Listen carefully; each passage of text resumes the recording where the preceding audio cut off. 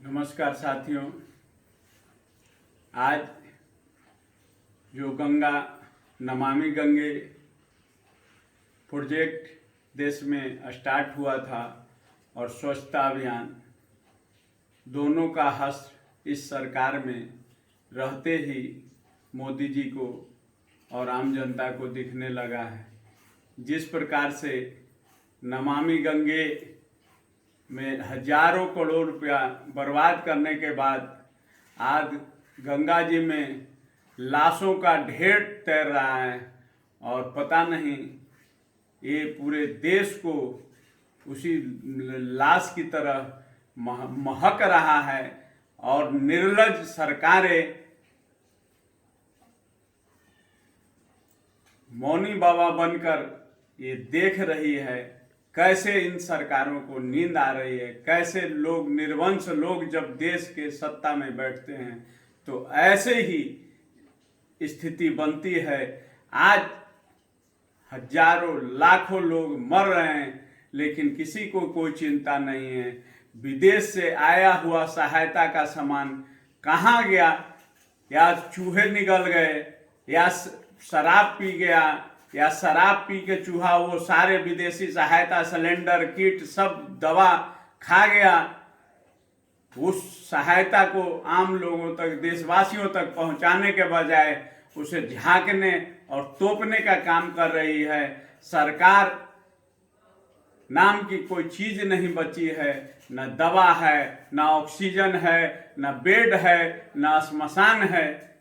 आम आदमी करे तो क्या करे, लोग डर से, इसी डर से घर में बैठे हुए हैं। ऐसा नहीं है कि सभी लोगों को कोरोना हो जाएगा, और हो जाएगा तो उसका इलाज संभव है, लेकिन दवा, ऑक्सीजन, बेड और श्मशान की व्यवस्था नहीं कर रहने के कारण लोग डरे हुए हैं कि अगर जो हम बाय द वे हमें यह हो गया तो हम पैसा रहते भी इलाज नहीं करा पाएंगे।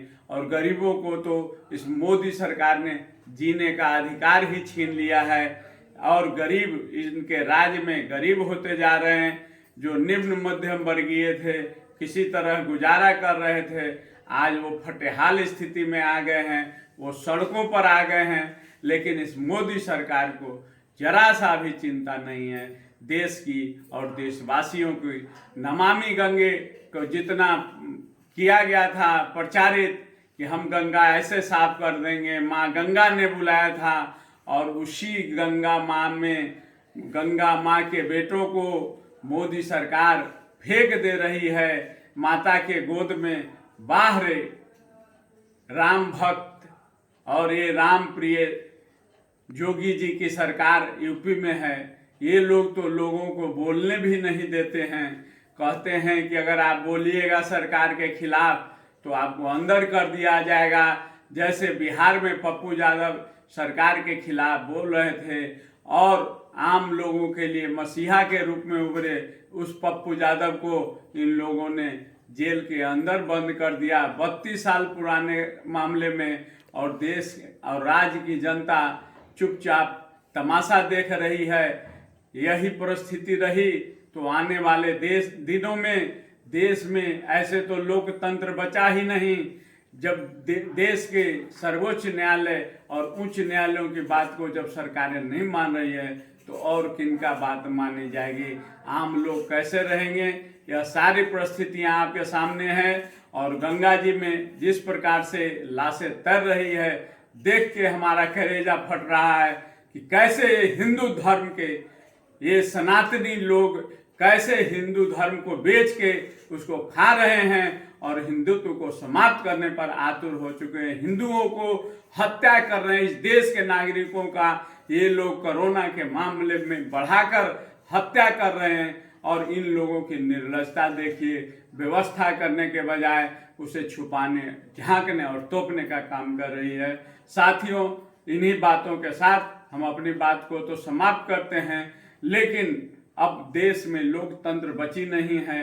अब जीवन होगा या मरण होगा, यह निर्णय हम लोगों को करना होगा, क्योंकि यह सरकार गैर लोकतांत्रिक सरकार है और यह पूरी तरह से फेल सरकार है।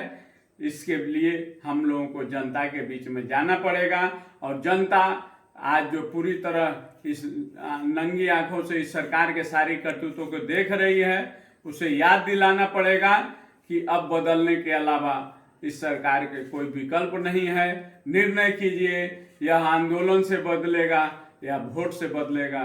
धन्यवाद साथियों।